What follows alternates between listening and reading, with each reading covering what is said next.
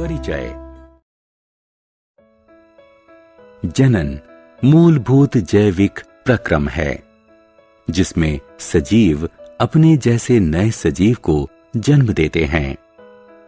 प्रत्येक जीवित सजीव जनन का परिणाम है।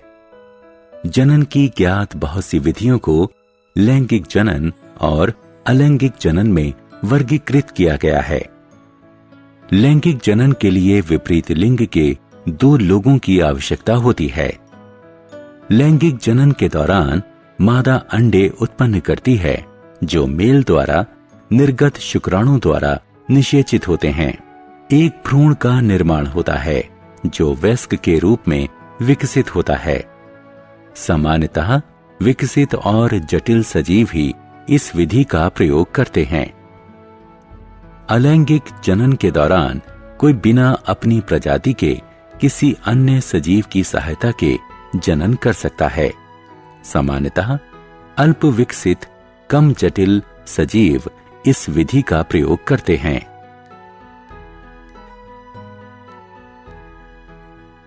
उद्देश्य।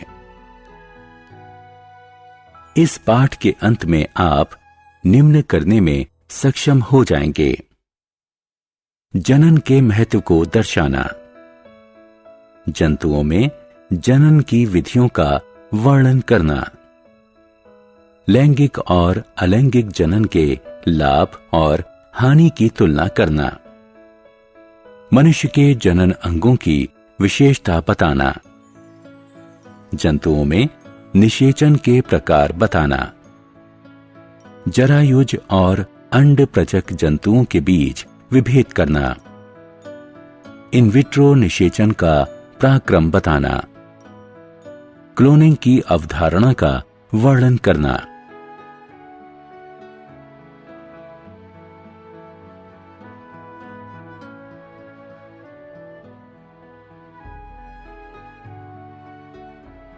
मानव जनन तंत्र। नर में जनन अंग या जननांग श्रोणि के भीतर और बाहर होते हैं। नर जननांग में होते हैं वृषण। यौनिक वयस्कता प्राप्त कर चुके किसी भी युवा में 2 वृषण होते हैं जिनमें लाखों सूक्ष्म शुक्राणु कोशिकाएं उत्पन्न और एकत्रित होती हैं। वृषण टेस्टोस्टेरोन सहित अन्य हार्मोन भी उत्पन्न करते हैं। टेस्टोस्टेरोन हार्मोन के कारण लड़कों में भारी आवाज, बड़ी मांसपेशियां और शरीर और त्वचा पर बाल उत्पन्न होते हैं। यह शुक्राणु के उत्पादन को भी उत्तेजित करता है। शुक्राणु नलिका। वृषण के बगल में अधिवृषण और शुक्रवाहिका होती है जो नर जननांग के शुक्राणु नालिका का निर्माण करती है। शुक्रवाहिका एक पेशीय नली होती है जो वृषण में ऊपर जाती है और शुक्राणु करने वाले तरल वीर्य का संचरण करती है। अधिवृषण कुंडलित नलियों प्रत्येक वृषण के लिए एक का जोड़ा होता है जो शुक्रवाहिका से जुड़ा होता है। वृषण कोश। वृषण और अधिवृषण श्रोणि के बाहर एक थैलीनुमा संरचना में लटके रहते हैं जिसे वृषण कोश कहते हैं। त्वचा की थैली वृषण के तापमानक को नियंत्रित करने में सहायक होती है जिन्हें शुक्राणु उत्पन्न करने के लिए शरीर के तापमान से कम तापमान चाहिए होता है। उचित तापमान बनाए रखने के लिए वृषण कोश का आकार बदलता रहता है। जब शरीर ठंडा होता है तो शरीर के ताप में बने रहने के लिए वृषण कोश सिकुड़कर कड़ा हो जाता है। जब शरीर गर्म होता है तो वृषण कोश अतिरिक्त ताप को बाहर निकालने के लिए बड़ा और लचीला हो जाता है। सहायक ग्रंथियां। सहायक ग्रंथियों में शुक्राशय और पुरस्थ ग्रंथियां होती हैं। यह तरल प्रदान करता है जिससे शुक्राणु नलिका के स्नेहन का काम करता है और शुक्राणु को पोषित करता है। मूत्र मार्ग।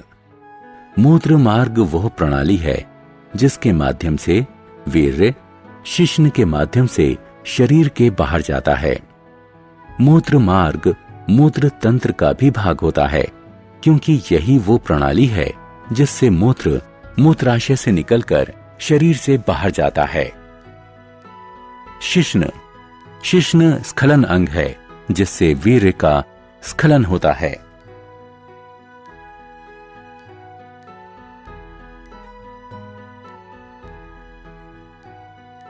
मानव जनन तंत्र। मादा जनन अंग पूरी तरह उदर के निचले भाग में स्थित होता है।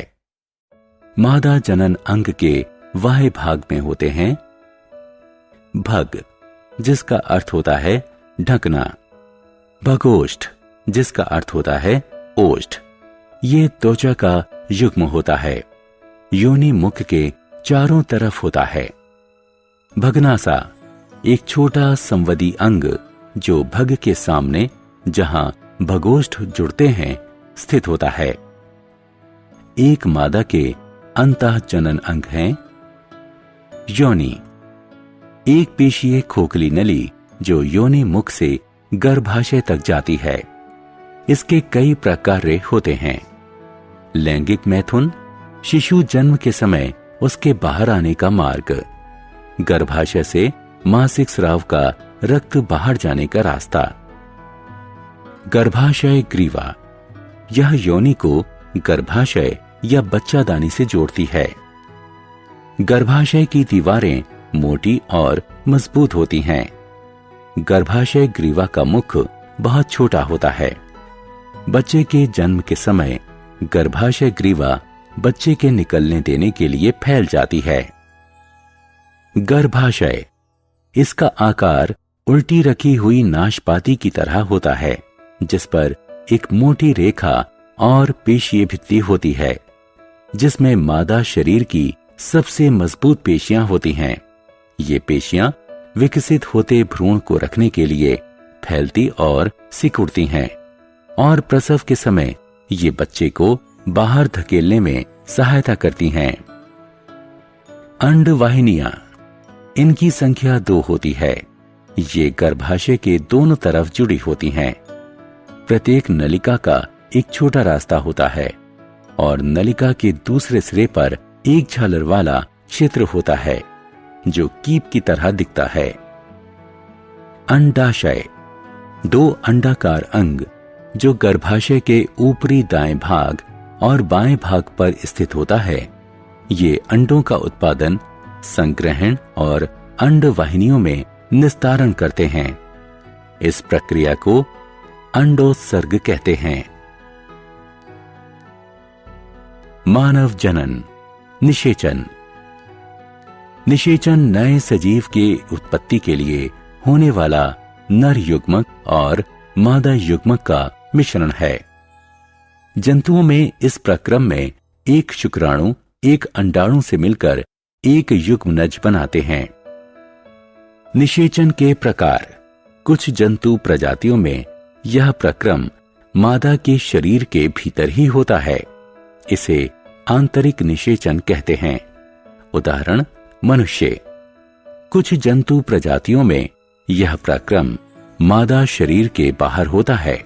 उसे बाह्य निषेचन कहते हैं।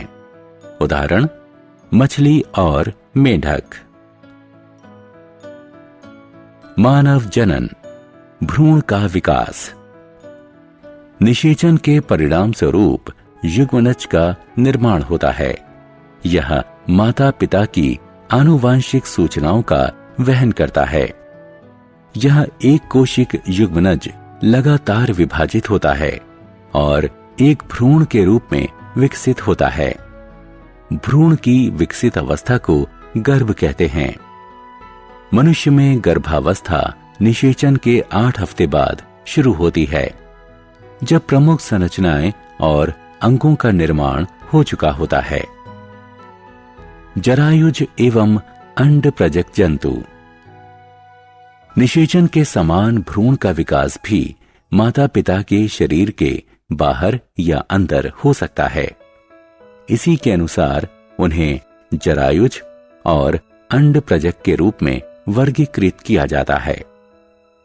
जरायुज जंतु वो जंतु होते हैं जिनमें भ्रूण एक अंडे से नहीं बल्कि पूरी तरह से मां के भीतर विकसित होता है।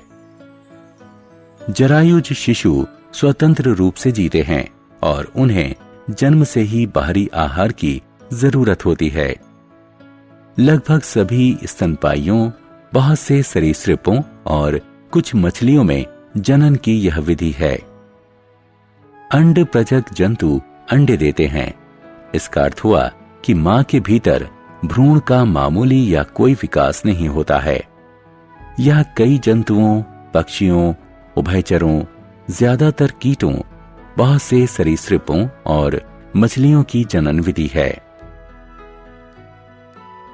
नवजात शिशु का विकास। जन्म के बाद या अंडे से बाहर आने के बाद सभी जंतुओं का विकास एक समान नहीं होता। इसके अनुसार इसे प्रत्यक्ष और अप्रत्यक्ष विकास में वर्गीकृत किया जाता है। प्रत्यक्ष विकास। कुछ मामलों में नवजात शिशु क्रियाशील जनन अंगों के अतिरिक्त वयस्कों से तुलनात्मक रूप से थोड़े अलग होते हैं।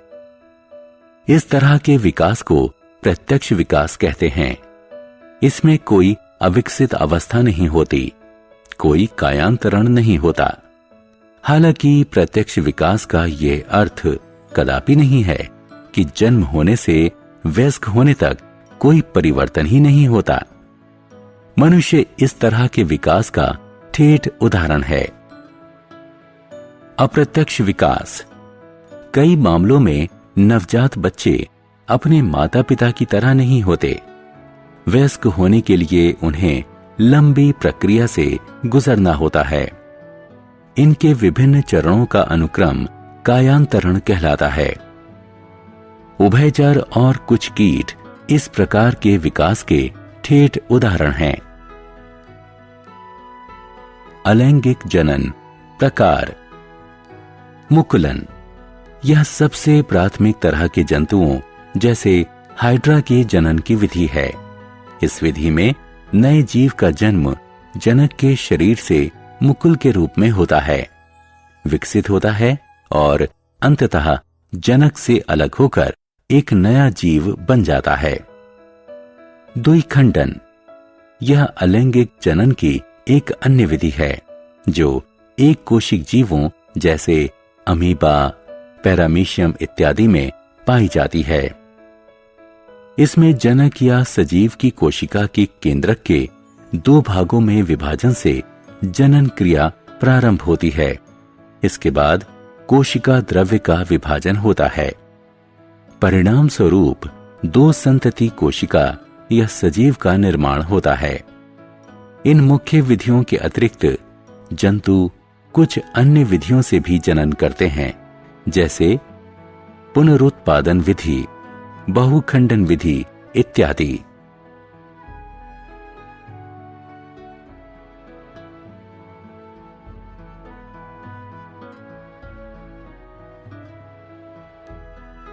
जनन की कृत्रिम विधियां। इन विट्रो निषेचन। परख नली शिशु उन शिशुओं को कहा जाता है जो महिला के शरीर से बाहर निषेचित होते हैं। इस प्रक्रम को इन विट्रो यानी शरीर से बाहर निषेचन कहते हैं। पिता के शुक्राणु के साथ माता के अंडाशय के अंडे का निषेचन होता है। निषेचन के पश्चात प्रारंभिक भ्रूण को 2-4 बार विभाजित होने दिया जाता है। फिर उसके बाद माता के गर्भाशय में रखा जाता है जिससे उनका स्वाभाविक विकास हो सके।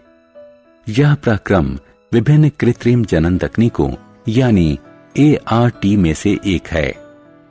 इसका प्रयोग तब किया जाता है जब माता पिता या दोनों की प्रजनन संबंधी कमी के कारण माता अन्य प्रकार से गर्भधारण में असमर्थ रही हो।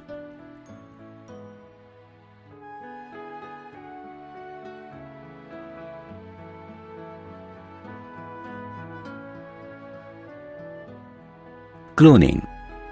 किसी जनक की एक कोशिका से आनुवांशिक रूप से समान संपूर्ण जीव को कृत्रिम रूप से उत्पन्न करने की प्रक्रिया क्लोनिंग कहलाती है।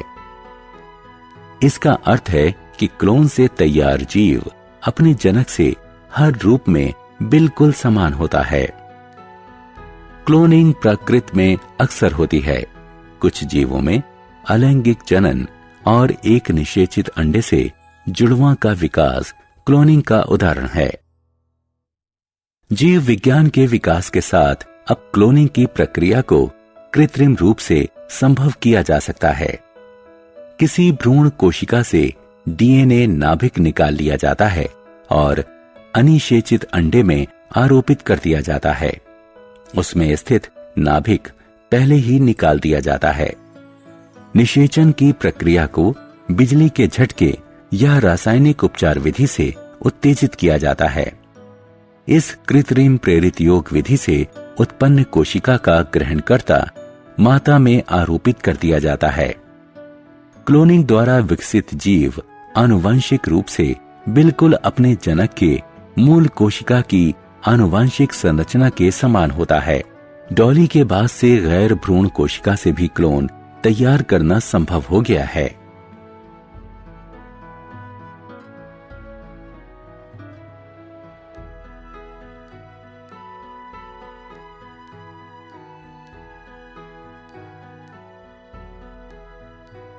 सारांश।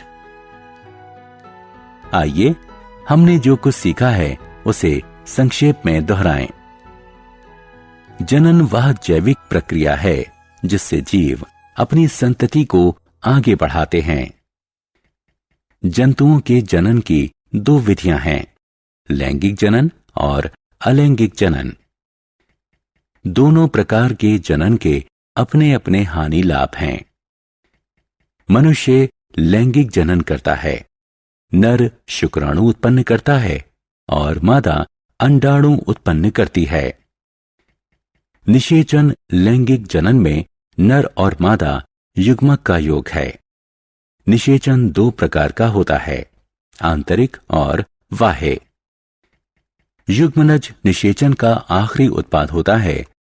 यह भ्रूण में विकसित होता है।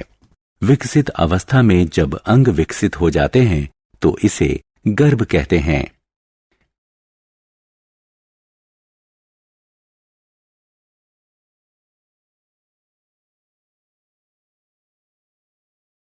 भ्रूण का विकास मादा के शरीर के बाहर या भीतर हो सकता है। इसके अनुसार उन्हें जरायुज और अंडप्रजक के रूप में वर्गीकृत किया जाता है। जरायुज जीव वयस्क में सीधे सीधे विकसित हो सकते हैं या वयस्क होने से पहले कुछ प्रारंभिक चरणों से होकर गुजर सकते हैं। अलैंगिक जनन ज्यादातर छोटे जीवों में पाया जाता है। इसके कई प्रकार हैं, मुकुलन, विखंडन, अंकुरण, पुनरुत्पादन इनमें से कुछ हैं। मनुष्य अत्याधुनिक तकनीक की सहायता से प्रजनन में अक्षम मनुष्यों की जनन की प्रक्रिया में मदद कर सकता है। इन विट्रो निषेचन कृत्रिम जनन तकनीक का एक उदाहरण है। क्लोनिंग एक नई तकनीक है जिसमें किसी वयस्क का हूबहू समरूप कृत्रिम साधनों से बनाया जा सकता है।